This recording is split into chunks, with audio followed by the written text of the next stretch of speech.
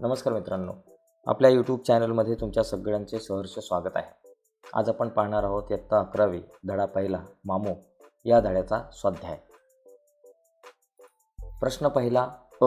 कोण ते लिहा. 1. चैतन्याचे छोटे कोंब, शाळेतील लहान मुले. 2. सफेद दाढीतील केसांएवढ्या आठवणी असणारा मामू. 3. शाळेबाहेरचा बहुरूपी मामू. 4. अनघड कोवळे कंठ, शाळेतील लहान मुले. पुढचा प्रश्न आहे पहिल्यातला आ. कृती करा. यातला पहिला प्रश्न, लेखकाने विद्यार्थ्यांचे वर्णन करण्यासाठी वापरलेले शब्दसमूह.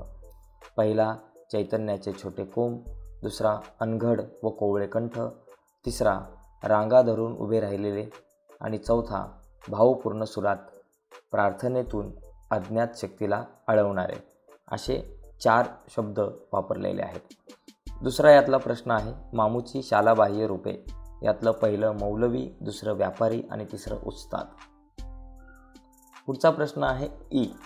खालील वाक्यातून तुम्हाला समजलेले मामूचे गुण.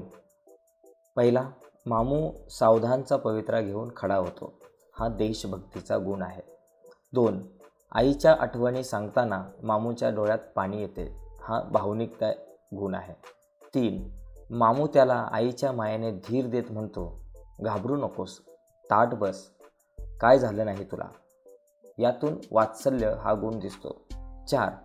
माझ्याकडं कुणी बडा पाहुणा आला की मामूकडं बघत नुसती मान डुलवली की तिचा इशारा पकडत मामू चहाची ऑर्डर देतो.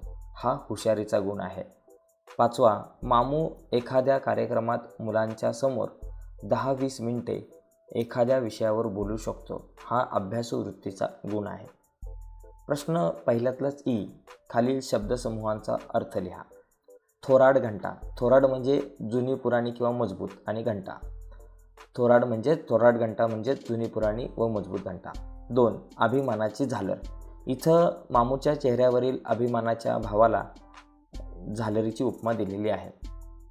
पुढचा प्रश्न आहे दुसरा व्याकरण. खालील शब्दांतील अक्षरे निवडून अर्थपूर्ण शब्द तयार करा. यातला पहिला इशारती बरहुकूम. यामधून हुकूम, रती, इशारती, तीर, मर, बशा असे शब्द तयार होतात. दुसरं आमदार साहेब. या शब्दापासून आमदार, साहेब, दार, आब, दाब, धाम, मदार, मर यांसारखे शब्द तयार होतात. आणि तिसरा शब्द आहे समाधान. यापासून मान, मास, नस, समास, धान असे शब्द तयार होतात. दुसरा प्रश्न आहे व्याकरणाचाच आ. खालील वाक्प्रचारांचा अर्थ लिहून वाक्यात उपयोग करा. यातला पहिला आहे चौवाटा पांगणे म्हणजे चहू बाजूंना विखुरणे किंवा सर्वत्र पांगणे. वाक्य आहे पोलीस येताच गर्दी चौवाटा पांगली. 2. कंठ दाटून येणे. याचा अर्थ आहे गहिवरणे. वाक्य आहे मित्राच्या निरोप समारंभात बोलताना रामाचा कंठ दाटून आला. आणि 3. हरवलेला काळ मुठीत पकडणे. याचा अर्थ आहे भूतकाळातील आठवणी जागृत होणे. आणि वाक्य आहे कैक वर्षांनी शाळेला भेट देणाऱ्या बापूसाहेबांनी हरवलेला काळ मुठीत पकडला. पुढचा प्रश्न आहे व्याकरणाचाच. खालील शब्दांचे दिलेल्या तक्त्यांमध्ये वर्गीकरण करा. यामध्ये अनुमती, जुना पुराणा, साथीदार, घटकाभर, भरदिवसा, ओबाडदोबाड, नाना तर्रा, गुणवान, अगणित, अभिवाचन असे शब्द आहे. यामध्ये उपसर्ग घटित शब्दांमध्ये येतात. अनुमती, भरदिवसा, अगणित, अभिवाचन हे उपसर्ग घटित शब्द आहेत. तर साथीदार, घटकाभर, गुणवान हे प्रत्यय घटित शब्द आहेत. आणि जुना पुराणा, ओबाडदोबाड, नाना तर्रा हे अभ्यस्त शब्द आहेत. पुढचा प्रश्न आहे सोमत. सोमतमध्ये काही प्रश्न आहेत. यातला पहिला प्रश्न, शाळेत तो शिपाई आहे पण शाळेबाहेर बहुरूपी आहे. या मामूसंबंधी केलेल्या विधानाचा अर्थ पाठा आधारे तुमच्या शब्दात स्पष्ट करा. उत्तर, शाळेत मामू एक साधा शिपाई म्हणून काम करत होता. तो कष्टाळू कर्मचारी असून विद्यार्थ्यांना व शिक्षकांना मदत करीत असे. परंतु शाळेबाहेर मात्र त्याचे व्यक्तिमत्व पूर्णपणे वेगळे होते. लोकांना मदत करण्याची त्याची वृत्ती होती. कोणाच्या दुकानावर जाऊन ते चालवायला मदत करणे, कोणाच्या मुलांना उर्दू शिकवणे, आयुर्वेदिक औषधोपचार करणे, आरोग्यविषयक सल्ले देणे अशी अनेक कामे तो आनंदाने करीत असे. त्यामुळे त्याच्याकडे अनेक कौशल्य विकसित झाली होती. तो सामान्य माणसांपासून ते आमदार, खासदार, व्यापारी, शिक्षक प्राध्यापक अशा मोठ्या लोकांशीही सहज जुळवून जात असे. सर्वांशी आत्मीयतेने वागून त्याने समाजात मानाचे स्थान मिळवले होते. म्हणून शाळेत एक शिपाई म्हणून काम करणारा मामू शाळेबाहेर अनेक रूपे धारण करणारा बहुरूपी ठरतो. पुढचा दुसरा प्रश्न आहे मामूच्या संवेदनशीलतेची 2 उदाहरणे तुमच्या शब्दात लिहा. उत्तर: मामू हा कष्टमय जीवन जगणारा एक सामान्य माणूस होता, परंतु त्याचे मन अतिशय संवेदनशील होते. पहिले उदाहरण म्हणजे एकदा राजाराम महाराजांचा मुक्काम पन्हाळगडावर होता. मामूला तेथे हजेरी लावावी लागली. 14 मैलांची खडतर पायपीट करून तो पन्हाळ्यावर पोहोचला. इतका दमल्यावरही त्याने कधीही तक्रार केली नाही. उलट निसर्ग सौंदर्याचा आस्वाद घेत त्या प्रसंगाची आठवण काढताना तो आनंदाने म्हणाला, फाटेचं धुक्यातनं पन्हाळ्यावर चढणं लई गमतीचं. यावरून त्याची संवेदनशील वृत्ती दिसून येते. दुसरे उदाहरण म्हणजे त्याच्या मुलाच्या लग्नाचा प्रसंग. मामूच्या बहुरूपी स्वभावामुळे त्याचे अनेकांशी जिव्हाळ्याचे नाते झाले होते. त्यामुळे या लग्नाला आमदार, खासदार, बडे व्यापारी, शिक्षक, प्राध्यापक अशा विविध स्तरातील लोक आत्मीयतेने जमले. हे दृश्य पाहून मामूचे मन भरून आले. सर्वांचे आभार मानताना त्याच्या कंठातून शब्द फुटेनात. शेवटी कसेबसे त्याने आभार मानले. या दोन्ही प्रसंगातून मामूचे कोमल, भावूक व संवेदनशील मन आपल्याला जाणवते. तिसरा प्रश्न मामूच्या व्यक्तिमत्वाचे चित्रण तुमच्या शब्दात लिहा. मामू आता वृद्धत्वाकडे झुकला होता. त्याची पांढरशुभ्र लांब दाढी ही त्याच्या व्यक्तिमत्वाची ठळक खूण होती. त्याने आयुष्यभरात खूप अनुभवले होते.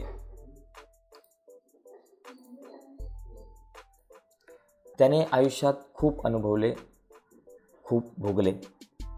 त्याची साक्षच जणू ही दाढी देत होती. तो सामान्य स्तरावरचा नोकरदार माणूस होता, परंतु त्याची जाण मात्र उच्च दर्जाची होती. तो हुन्नरी होता. कोणतेही काम असो तो आनंदाने व उत्साहाने स्वीकारत असे. म्हणूनच अनेक कौशल्य त्याला अवगत झाली होती. कोणाच्याही मदतीला धावून जाणे आणि सर्व प्रकारच्या कामात तत्पर राहणे या स्वभावामुळे समाजातील विविध क्षेत्रातील कर्तबगार व्यक्तींशी त्याचे सलोख्याचे संबंध जुळले होते. तो सदोसदी आशावादी व उत्साही असे. त्याच्या चेहऱ्यावर कधीही उदासीनता किंवा निराशा नसायची. त्याचे मन उमदे होते. तो निष्ठेने वागणारा, अडचणीत कोणालाही मदत करणारा आणि आईच्या ममतेने सगळ्यांशी वागणारा होता. मामूच्या पोशाखालाही एक ठरलेली ओळख होती. डोक्यावर अबोली रंगाचा फेटा, नेहरू शर्टावर गर्द निळे जॅकेटाच्या खिशात चांदीच्या साखळीचे जुने पॅकेट वॉच, खाली घेराची व घोट्याजवळ चुन्या असलेली तुमान आणि पायात जुना पंपशू. मामूचे नाव घेताच साधारणपणे हेच रूप व राहणीमान डोळ्यासमोर उभे राहते. पुढचा प्रश्न आहे अभिव्यक्ती. त्यातला मामू या पाठाची भाषिक वैशिष्ट्ये स्पष्ट करा. उत्तर: मामू या पाठातील मामूचे व्यक्तिचित्रण अत्यंत स्वभावी, प्रभावी व परिणामकारक झाले आहे. या पाठातील मामू वाचकांच्या डोळ्यासमोर उभा राहतो. याचे महत्त्वाचे कारण म्हणजे लेखकाची चित्रदर्शी शैली. दगडी खांबाला रेलून आपली चुनेवाणाची सफेद दाढी कुरवाळत मामू ती समूह प्रार्थना ऐकत राहतो. खांबाला रेललेला मामू पाय जोडून सावधानचा पवित्रा घेऊन खडा होतो. डोळे किलकिले करीत भुवया आक्रसत तो बोलतो. या अशा मोजक्या तपशिलातून मामूच्या हालचाली, हावभाव आणि चेहऱ्यावर तरळणाऱ्या भावभावना प्रत्ययकारक पद्धतीने उभ्या राहतात. या वर्णनाला उपमा रूपकांची सुंदर जोड मिळाल्यामुळे मामूचे व्यक्तिमत्व वाचकांच्या डोळ्यासमोर अधिक ठसठशीतपणे उभे राहते. उदाहरणार्थ, चैतन्याचे छोटे कोंब उड्या घेत वाड्याच्या प्रार्थना मंदिराकडे एकवटू लागतात. सगळ्यात महत्त्वाचे वैशिष्ट्य म्हणजे या पाठात लेखकाने बोलीभाषेचा अत्यंत समर्पक वापर केलेला आहे. मामूच्या तोंडी दिलेली बोलीभाषा त्याच्या व्यक्तिमत्वातील साधेपणा, सरळपणा, प्रामाणिकपणा आणि मनाचा निर्मळपणा स्पष्टपणे दाखवते. यामुळे या पाठातील निवेदन वाचकाला मामूच्या व्यक्तिमत्वाच्या खूप जवळ जाणारे ठरते. दुसरा प्रश्न आहे, मामूच्या स्वभावातील विविध पैलूंचे विश्लेषण करा. मामूच्या स्वभावातील विविध पैलू त्याला वेगळेपण देतात. तो भावभावनाशील, परोपकारी, सेवाभावी, नम्र आणि निर्गवी होता. आईच्या निधनानंतर वृद्धावस्थेतही त्याच्या डोळ्यातून अश्रू आले. हे त्याच्या भावनाशील स्वभावाचे लक्षण आहे. पन्हाळगडावर राजाराम महाराजांचा मुक्काम असताना मामूला दगडधोंड्यातून व जंगलातून 14 मैल पायवाट करावी लागली. मात्र या कष्टांची जाणीव न होता त्याला धुक्यातून जाणवणारे नैसर्गिक सौंदर्य अधिक भावले.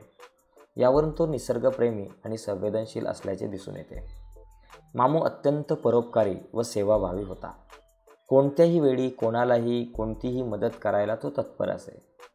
कधीही मौलवी, कधी व्यापारी, तर कधी उस्ताद अशा विविध रूपांतून त्याने अनेक कौशल्य आत्मसात केले. म्हणूनच लेखकाने त्याला बहुरूपी म्हटले आहे. तो सर्वांशी प्रेमाने व आपुलकीने वागत असे. शाळेत मुलांची आईच्या मायेनं काळजी घेत असे.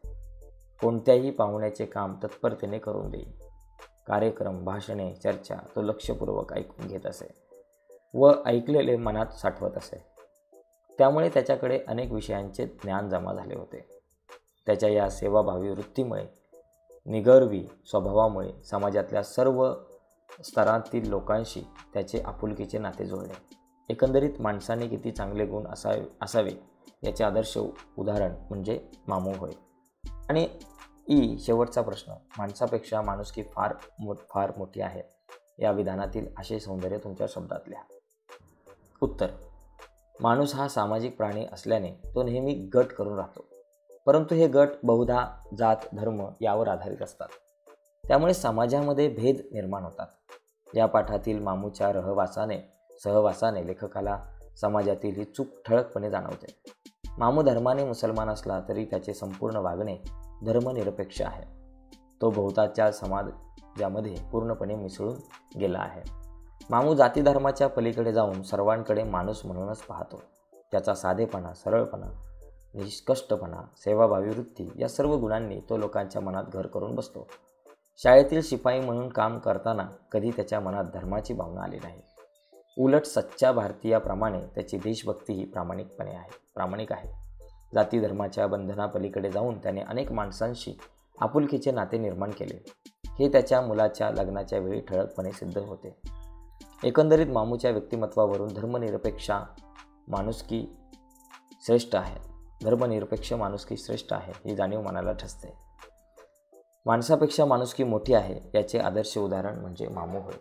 तर अशा प्रकारे आपण हे पहिला जो धडा आहे तो आपण बघितलेला आहे, त्याचा स्वाध्याय बघितला. नक्कीच व्हिडिओ आवडले असेल तर व्हिडिओला लाईक करा. नवीन असाल आपल्या यूट्यूब चॅनलवर, अजूनपर्यंत चॅनल सबस्क्राईब नसेल केला तर आत्ताच आपला चॅनल सबस्क्राईब करून त्या बाजूला असलेलं बेलचं बटन दाबायला विसरू नका. धन्यवाद.